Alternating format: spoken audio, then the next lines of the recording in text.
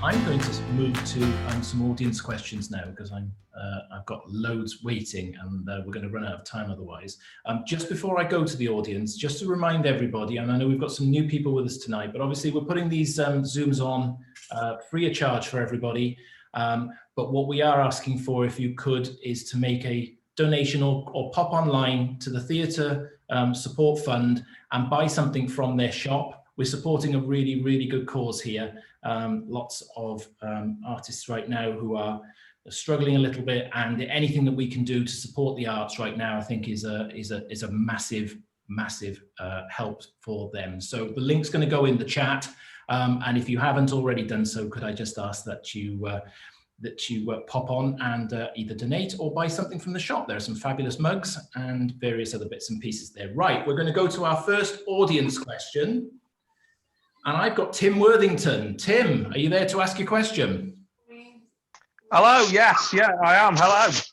It's right, my question is that everyone who reads DWM has got a favourite, a particular article that drew them in, that really engaged them when they first started reading and changed the way they thought about Doctor Who. I mean, for me, it was that two-parter, Unsuitable for Children, I think in 1984, which I remember being absolutely gripped by that. I just wonder what everyone else's was.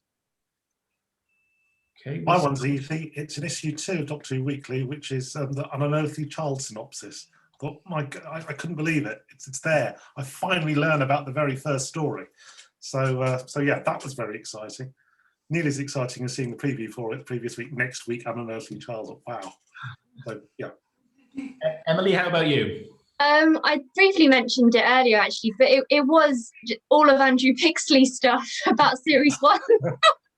I'm a very strange person, but I enjoy it, and I got a lot of excitement from reading it, and just, yeah, there was so much I wanted to know about Doctor Who, and this whole publication just delivered it. And that changed the way not only that I thought about Doctor Who as a show and how it was made, but in terms of what the scope that there is to write about it and to read about it. So that would be my one. Tom? Yes, I mean, as I mentioned, I was there at the start, but I think, my relationship with the magazine changed, obviously, as I got older. And there was a period, certainly, I think, when the series was off air, and Gary Gillett had started editing the magazine by that point.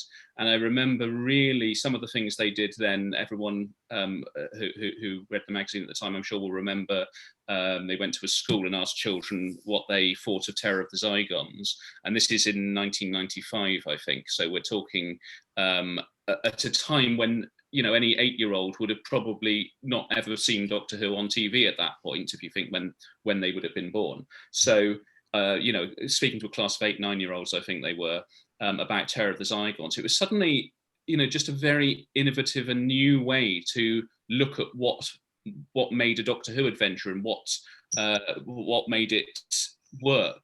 So I think anything like that, where we all thought we knew that story, but suddenly we spotted new things in it because we were looking at it through someone else's viewpoint. Things like the Time Team always did that well. And, those, which of course, again, started, I think, roughly around that same time, maybe a little bit later. Anything where it makes you think about something. And finally, Marcus? Well, I was there from issue 1. I think it's Jeremy Bentham, really. I think he wrote the story of Doctor Who in issue 1 of Doctor Who Weekly, didn't he? But he also oversaw there was a fantastic winter special, which somebody has just mentioned in the box that's come up on my screen, from 1981, where all of the producers were interviewed, which I still think is one of the greatest issues of Doctor Who magazine. And of course, now one that would be impossible to put together in that way. And so that was a very early highlight for me. But to be honest, I was hooked from day one. I still think, looking back, the printing of the State of the Archives back in 1981 was probably one of the pieces of read I think I've ever had. Grim. Yeah, sobering stuff. Yeah. It was back then. Thank the Lord we're not in that position now. Okay, we're going to go to our next question, and that's coming in from Jeremy. Jeremy, are you there? Hi all. Yes, what are the sales like these days? given the fact that there's mixed reviews about the new series. Are they still good? They're surprisingly good, actually. I think we just published our latest ABC figure where we dropped by about 1,000. 7%. We've done 7% since the since the previous pandemic. Which you know, I mean, we'd rather not be down at all. But bear in mind that, say, for example, poor old Sci-Fi Now magazine didn't survive the pandemic and closed last May. This includes results when WH Smith was shut for a couple of months. We just didn't have any sales there. All in the States. WH Smith is currently trading, I think, 50% of its usual business. So we're hanging in there, really. I think that's probably the easiest way to answer that question. We'd always like to be selling more, but I don't think anyone's talking about cancelling us just yet, touch wood. I mean, just add into Jeremy's question there, because I think there's a good point here, and I think he's put it in his original question. But do you find that having certain doctors on the front cover affects sales? Our biggest selling issue last year was Christopher Eccleston on the cover. So I don't know. I mean, if I knew the answer to that question, then obviously we'd do that every month. And sometimes things I think that people are going to love get a sort of meh reaction, and don't ask me for many examples because I can't think of any. And other things that you just think are quite left field, people seem to love. So I just don't know. I think the issues which have sold best. If you ask 100 Doctor Who fans for their opinion about something, you'll get 100 different opinions back.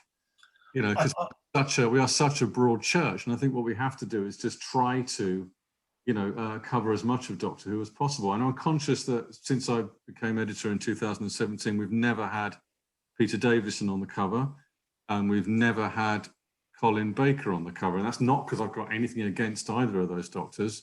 It's just haven't found the right features. We've only had Hartnell on the cover once, I think. It's quite hard though, isn't it? I mean, if you think how many doctors there are now in 40 issues or so, you start adding them up and working out how many times you could possibly have had them when you're going to have a good chunk are going to be while the series is on air. Yeah, sure. I mean, my perspective on it would be that the cover is always your shop window, if you like, for anyone who might possibly see it on the stands and pick it up, but it's again, it comes back to what I said before about you've got a lot of reader loyalty, so the floating audience for DWM is not nearly as big a proportion of the magazine sales as it would be for some other magazines. So if you're say a fashion magazine, and it really depends on what particular fashion model you put on the cover as to whether people pick it up, that could account for double your sales or halve your sales, whereas it doesn't really work that way with DWM. I don't think it's because generally people like Doctor Who, generally irrespective of who's on the cover. I think go back to the original question. Well, the issues which do sell better, it doesn't seem to matter so much which doctor's on the cover, but whether we have any extras with the issue or not. So the Eccleston issue, which Marcus was talking about, that had a Time Lord Victorious comic in it as well. Other issues which have been bigger and contain more content, those are the ones which tend to sell the best for us. So regardless of Doctor. Yes, it does tend to be the higher priced issues because they contain artifacts, which goes back to something that you said earlier, Jason, which is I think one of the reasons that we combat the decline in print sales is not by making the magazine cheaper, but ironically making it more expensive and including things that you can't get anywhere else, such as getting a 7 or DVD or something like that, or something like that, That's how you do it. You actually play to the strength of print, which is that you're actually creating, especially for this for a Doctor Who audience, you're actually trying to create a collectible. You're trying to create an artifact. I've never seen Doctor Who magazine as the sort of magazine that you subscribe to, read, and then just chuck in the recycle in 4 weeks. I've never done that, and so therefore, over the last 3 or 4 years, I've tried to increase its collectability by, as I said, including a DVD or CD or a record or book or a wall chart. I think it's a sensible approach because I always found that if you ever made a regular issue you want every sale you can possibly get. So I always felt if we did something which looked more souvenir-like, I mean, there are good examples. There was a big issue which was basically one huge Tom Baker interview, or there were other ones which was all about the Mighty 200 results, of the survey, and there were various other ones that were done. But anything which made it, a really lovely one-off, as well as being part of the regular series. I think it did seem to correspond with a spike in sales. Maybe people would come back for that one issue, even if they weren't getting it every single month. Yeah. So we do have some floating voters. I think they represent less than a quarter of our readership. But they need to be impressed, those guys.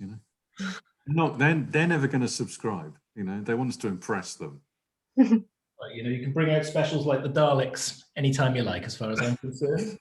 That's a perfect example, because people will get that, and it's a lovely, beautiful souvenir thing.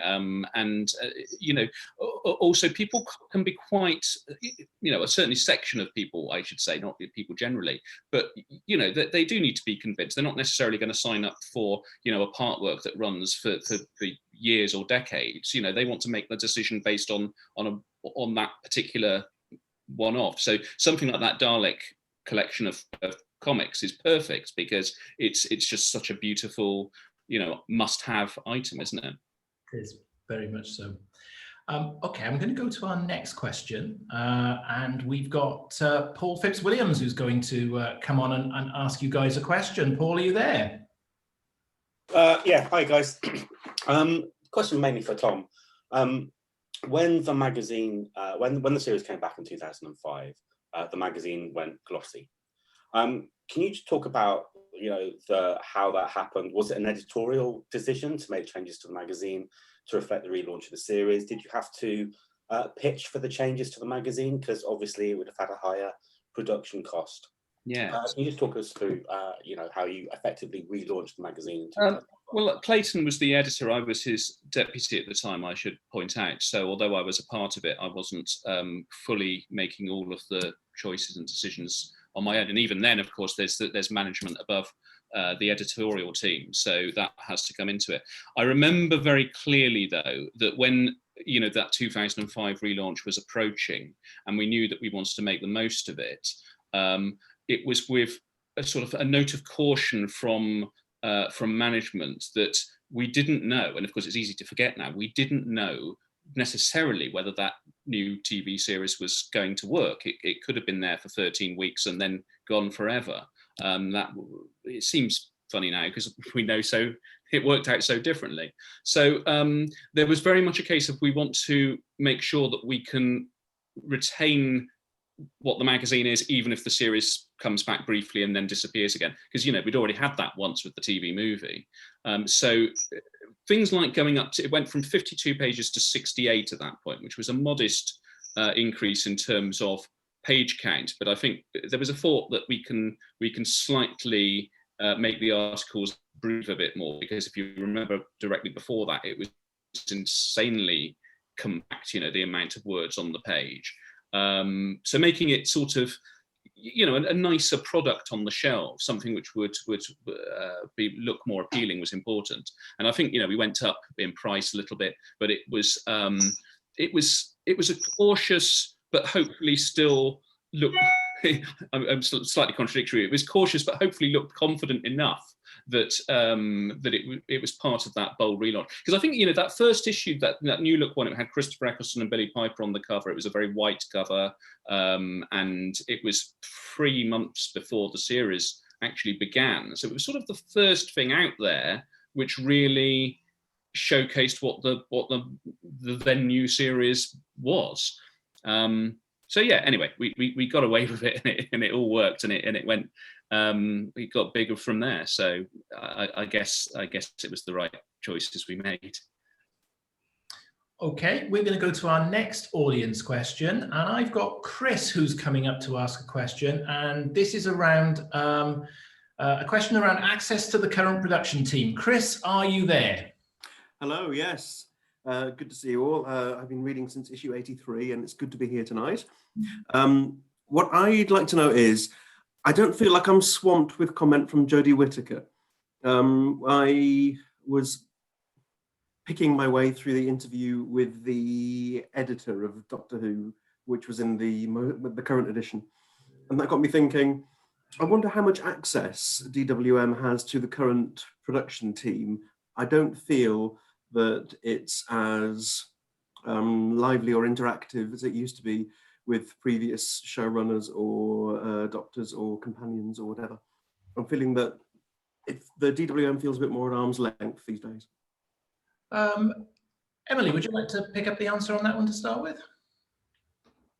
Yeah, I mean, I've had the privilege for the last 3 years now of going to Roselock and doing interviews with cast and crew members as and when we can, but we are kind of, we get whatever we're given, really, and there is a limit to that depending on so many different factors. And I think an important thing to remember is it's when Marcus took over as editor, it was an entirely new production team on Doctor Who as well, with Chris Chibnall and Jodie Whittaker. So there's lots of new relationships that need to be forged in terms of how it works with DWM getting access and what have you.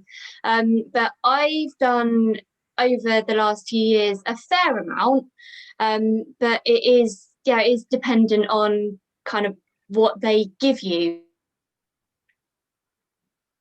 I suppose, and we do try to get as much as we can, but it is dependent on so many factors. And often Marcus or Peter is, actually it's not Peter, it's more Marcus who's directly kind of trying to arrange the access, and then I get sent along. Obviously that's not happening at the moment because COVID. We're not getting any access at the, we can't have actually access on set at the moment because people on set are absolute minimum because of the restrictions around COVID. But we do have a very good relationship still with the production team, and we do talk regularly to the production team about anything to do with the current series. I think Chris has got an awful lot of work that he's doing, so he doesn't always write the production notes as Marcus or as Marcus as Russell T or Stephen Moffat did. But we are still very much in contact, and Andrew Pixley is sitting on this amount of stuff which he's got, which we're waiting for the right moment to actually put out there, which is the making of the series since 2017. So it is there, but you're right. There's been less of the extensive set visits there have been, but I think a lot of people were thinking that we were probably doing too much of that anyway back in the day. And they were starting to get a little bit repetitive. So I don't miss the lack of long set visit features too much. But Marcus, you probably want to say something now, I think. Well, Chris, I mean, I think that I don't know how many times the magazine interviewed Peter Capaldi. Tom, can you remember? In terms of just an interview, an actual feature. Interview. I mean, yes, but sometimes you try to get little quotes into other features, yeah, which gave more of a presence at times. But yeah, I can't remember offhand how many times there was a. I mean, I think we must have run across the yearbooks, etc. We must have run 4, 5, 6 Jodie interviews, I think, so far. Having said that, Chris, I mean, we certainly hear less from the showrunner than we heard from during Tom's era. And when I started, I had a meeting with Chris Chibnall, and you know, he was very upfront with me. He just said, look, I think that, you know, Stephen and Russell before them did a fantastic job with their columns, and it's just, I look at them and I just think, what else is there to actually say about how this show is actually made? And also another point he made was that he was, you know, I got the impression from Chris that he was slightly uncomfortable about even being referred to as the showrunner. I mean, initially he said to me, you know, and this is something he said in interviews as well, so I'm not breaking his confidence here, but he said, you know, I mean, people call me the showrunner, but you know, this is a team effort. You know, I may be at the, you know, ostensibly at the top of that pyramid with Matt Strevens, but he didn't like the word showrunner at all, even. And so he's kind of relaxed a bit about that. And, you know, over the months, he did relax a bit about writing production notes columns as well. You know, I think once he realized that we weren't insisting that he wrote a column every month, and we couldn't have insisted on that anyway, because it would have been up to him whether he did it or not. then I think he has actually contributed quite a few, albeit, you know, he's not been a regular presence in the magazine the way Stephen was and the way Russell had been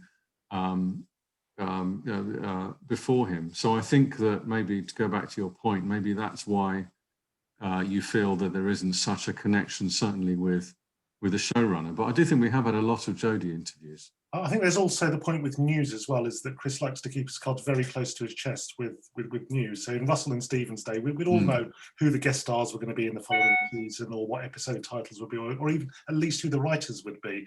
But Chris likes to keep that very secret. So if we don't get that sort of information, well, we get the information, but we're not allowed to publish it. Similarly, Radio Times, which used to maybe put their episode titles in just before the series started, they don't do that anymore. They can't. So it's basically Chris wants to keep everything very, very quiet, because as soon as it's in DWM or anywhere these days, it's all over the internet. So well, this is it. You see, I mean, also, yeah, you're right. I mean, Peter's made a point there, which I think that Chris is obviously well aware of, is that we live in such a different world, even from the one that certainly from the one that Russell ran Doctor Who in, and even to a degree from the one that Stephen ran Doctor Who in. It's very, very difficult for the magazine, or indeed any print-based publication, to break any story now at all. I mean, Tom mentioned earlier about the decline in print circulations for magazines and newspapers, which is true enough, but I think the real crisis must be for newspapers, because newspapers' function in actually providing news has been undermined, arguably, since the 1950s when television appeared, I think, because people ceased to regard newspapers as their primary source of news from that point onwards. And it's been steadily eroded ever since. And so I'm not sure, and maybe the people on this conversation can correct me here, I'm not sure how many people actually look to Doctor Who magazine as a source of news. I'm not really sure that's the magazine's function anymore, if it ever was. And it's not something that any magazine can really do in this day and age. Can I say something about the nature of licensed magazines as well? Because again, I don't know to what extent a lot of the people here really know how this works. But when you pay, in this case, the BBC, or BBC Studios, the commercial side, for a license to print a magazine, and it's the same if it's Star Trek with Paramount and so on. You are paying for the right to basically use their logo and be an official product. Depending on exactly the terms of that contract, you'll probably actually find that what they owe you is virtually nothing. You pay them a proportion of your profits, and there'll be a minimum guarantee. But what they owe to you is actually, it's all very much in the contracts that it's weighted that they're on their side. So in terms of what you can get for the magazine, you're very much dependent on the goodwill of the people running the thing, because the business side of it is basically, there will be things, we have to give you a certain amount of photography, and even then that can be tough. You have to really negotiate for every extra photo that you want to print. So the reason I think Doctor Who magazine has been, compare it to pretty much every other licensed magazine out there, even its most sort of sparse, of sort of current content, has always been so far ahead, I think, of any other licensed magazine, is because the generosity of the people, like the showrunners over the years, because also they are fans and want the magazine to be as good as it can be. But you cannot expect that, and you cannot hold people to you promised us this, because their priority is to make a television show.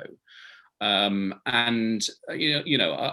had perhaps an advantage. My two showrunners obviously were Russell and Stephen, both of whom actually very close personal friends. They were very, very kind to me and to the magazine personally. But again, that's sort of something you can't really legislate for. We were lucky in a sense.